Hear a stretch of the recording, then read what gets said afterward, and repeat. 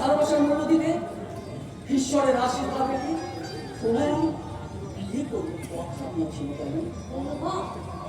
এই কথা ভাবতে আমার যে কত আনন্দ লাগে তা আমি তোমায় বলে বোঝাতে পারবো না। কোন কথা মিতালি? আমি ভালো ঘর পাবো, ভালো ঘর পাবো, কিন্তু মাঝে মাঝে খুব ভয় হয় আমার। ভয়?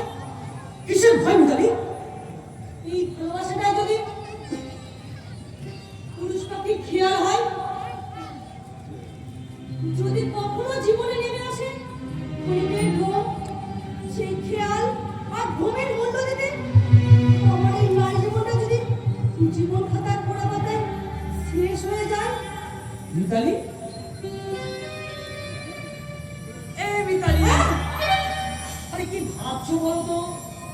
তা কোথায় যাবো আমরা তার খেয়াল আছে তো? হ্যাঁ, একটা চাকরির জন্য পরীক্ষা দেবো, আর তুমি আমাকে সঙ্গে করে নিয়ে যাবে।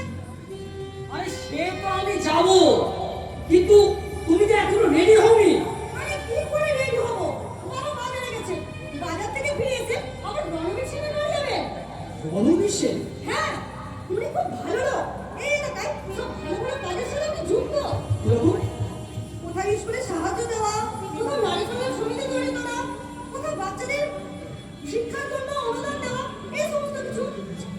হয়তো হতে পারে, নাম শুনেছি, তবে চিনি না ভদ্রলোককে।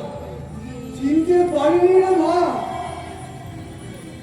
আমি একদম চিনতে পারিনি। তাতে বাবা আমার বাজারে দেখা হলো, তুমি চিনতে পারিনি, পরিচয় দিতে তবেই চিনলাম।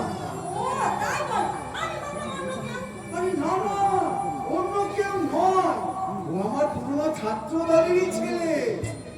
সে আমাকে